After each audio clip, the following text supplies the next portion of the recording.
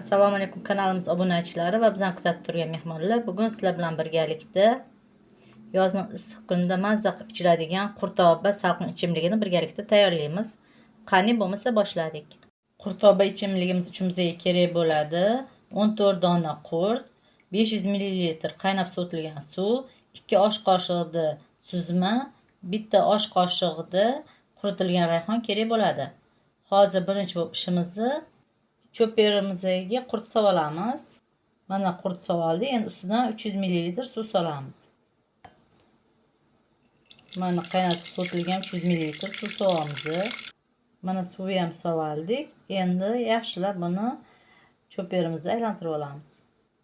Mana cho'perni aylantirib olamiz. Mana endi ustidan suzmani solamiz. Mana suzmani ham sovildik. Endi bo'lsa ustidan qolgan 200 ml suv ham solamiz.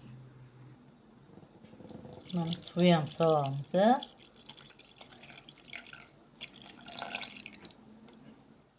Endi rayhon solamiz, quritilgan. Endi yaxshilab aralashtiramiz. Mana endi hammasini yaxshilab aralashtirib olamiz.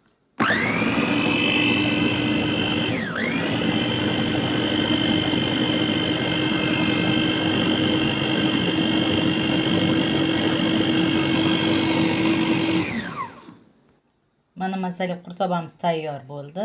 Endi buni chiroyli stakanlarimizga solib bezatib olamiz.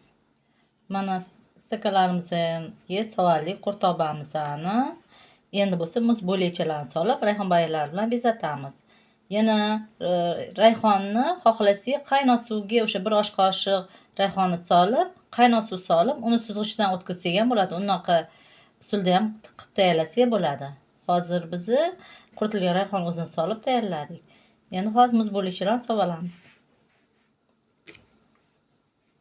Mana muz bo'lechalarni solib, endi rayhonlarni solamiz. Mana mazali qurtobamiz tayyor bo'ldi. Mazzalar juda ham zo'r bo'lgan.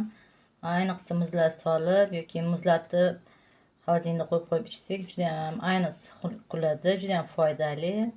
Mazzagina salqin ichimlik bo'ladi. Tayyorlab ko'ringlar, sizlarga ham albatta yoqadi. Agar resept yoqqan bo'lsa, kanalga obuna bo'lib, like bosib qo'yishni unutmanglar. Keyingi videolarda uchrashguncha.